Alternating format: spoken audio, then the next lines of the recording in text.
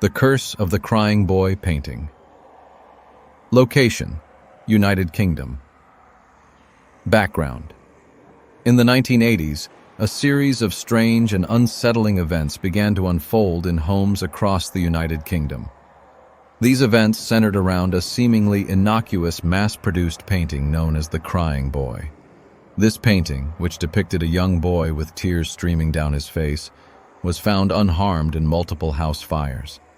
The owners of the painting reported a string of misfortunes and accidents, leading to the widespread belief that the painting was cursed. The artist and his creation. The origin of the Crying Boy painting is shrouded in mystery, adding to its eerie reputation. The painting was created by an Italian artist named Giovanni Bragolin, also known as Bruno Amadio, in the 1950s. Bragolin painted a series of portraits depicting young children in various states of distress, but the Crying Boy became the most famous and infamous of them all. The painting quickly gained popularity and was mass-produced, finding its way into homes across Europe. The image of the teary-eyed boy with a sorrowful expression struck a chord with many, and the paintings were sold in department stores and markets throughout the UK. Bragolin's inspiration for the painting remains a subject of speculation. Some believe he was inspired by a real-life orphan he encountered in post-war Italy, a child who had endured unimaginable hardships. Others suggest that Bragolin's own experiences and emotional turmoil were channeled into his work, giving the painting its haunting quality. The first fire. The first recorded incident involving the Crying Boy painting occurred in a small town in Yorkshire in 1985. The home of Ron and May Hall was destroyed by a fire that started in the kitchen. The blaze spread rapidly, consuming everything in its path. When firefighters arrived, they found the house gutted by flames, with only a few items surviving the inferno. Among the untouched items was a Crying Boy painting hanging on the living room wall. The painting was completely unharmed, despite the devastation around it. Firefighters were baffled, and the incident was soon reported in the local newspaper, drawing public attention. Ron and May Hall were left with nothing but the clothes on their backs and the eerie painting. As they sifted through the ruins of their home, they couldn't shake the feeling that the painting had somehow been responsible for the fire. Their neighbors, sympathetic but wary, began to distance themselves from the couple, fearing that the curse might spread. The media frenzy. As more fires were reported with similar outcomes, the media quickly picked up the story. Tabloids and newspapers across the UK began to publish articles about the cursed painting, fueling public fascination and fear. The Sun, a popular tabloid, ran a series of sensational headlines declaring the Crying Boy painting to be cursed and responsible for the string of house fires. The articles included testimonies from firefighters who claimed to have found the painting untouched in the ruins of multiple homes. They also featured accounts from homeowners who believed the painting had brought them nothing but bad luck. Some reported accidents, illnesses, and financial ruin shortly after acquiring the painting. The media frenzy reached a fever pitch, with television programs and radio shows discussing the curse. Experts weighed in, offering both rational explanations and supernatural theories. The public was captivated, and the Crying Boy painting became a household name, synonymous with misfortune and disaster. The curse takes hold. As the media frenzy grew, so did the number of reported incidents. Homeowners who owned a Crying Boy painting began to experience a series of misfortunes. One family in Essex reported that their house caught fire just weeks after purchasing the painting. Another family in Liverpool claimed that their home was plagued by unexplained accidents and illness until they got rid of the painting. In many cases, the fires seemed to start spontaneously, with no apparent cause. Investigators were unable to determine the source of the blazes, leading to speculation that the painting was somehow responsible. The Crying Boy painting became a symbol of bad luck and misfortune, and many people sought to rid themselves of the cursed artwork. A particularly harrowing account came from the Johnson family in Manchester. Shortly after acquiring the painting, their young daughter fell seriously ill, and their pet dog died unexpectedly. The family experienced a series of accidents, including a car crash and a kitchen fire. Desperate to end their string of bad luck, they destroyed the painting, only to have their luck seemingly improve overnight. The supernatural explanation. As the legend of the crying boy painting spread, various theories emerged to explain its mysterious and malevolent powers. Some believed that the painting was haunted by the spirit of the boy it depicted. According to one version of the story, the boy was an orphan who had died in a fire, and his spirit now sought revenge by causing fires wherever his image was displayed. Others suggested that the painting was cursed by the artist himself, who had suffered a great personal tragedy and channeled his grief and anger into his work. This curse, they believed, was transferred to anyone who owned the painting, bringing misfortune and disaster into their lives. One paranormal expert, Professor Harold Jenkins, proposed that the painting acted as a conduit for negative energy. He theorized that the sorrowful expression of the boy attracted and amplified the negative emotions of those who owned it, creating a vortex of bad luck and misfortune. The investigation. In response to the growing panic, several investigations were launched to determine the truth behind the crying boy painting. Paranormal researchers, skeptics, and journalists all sought to uncover the source of the supposed curse.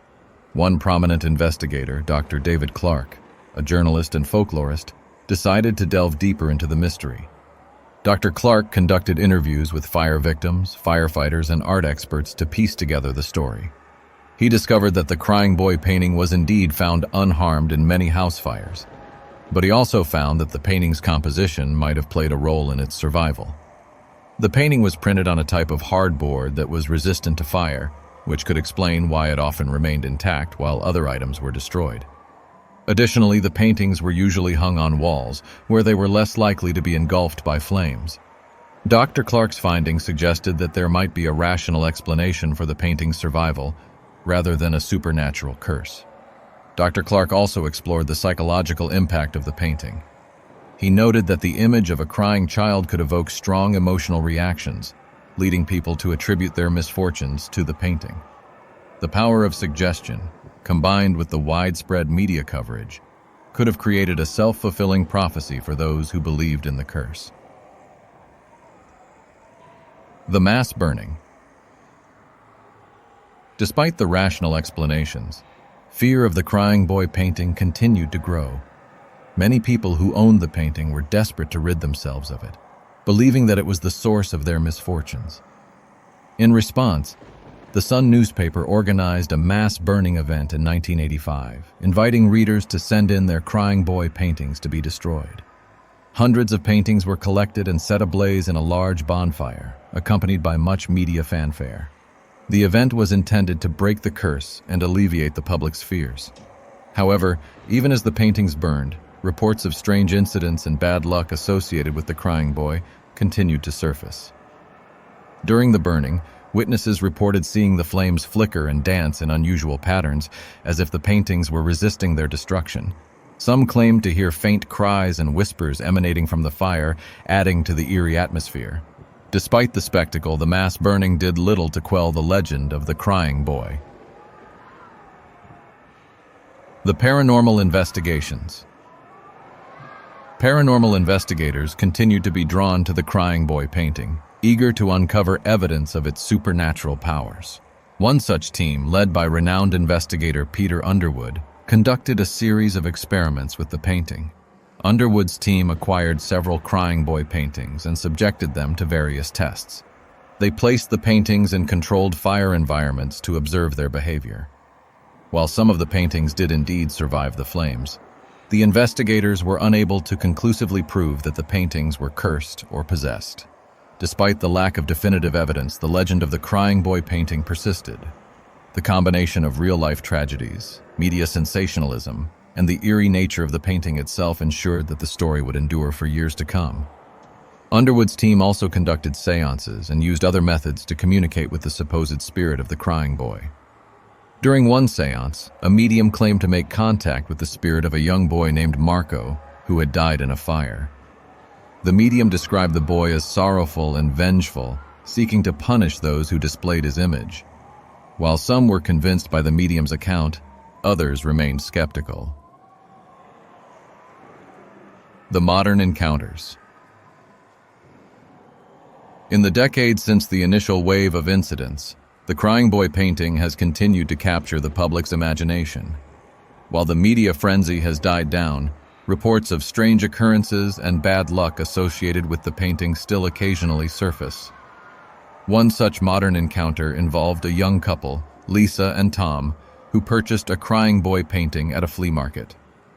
Unaware of the painting's dark history, they hung it in their living room. Shortly after, they began experiencing a series of misfortunes.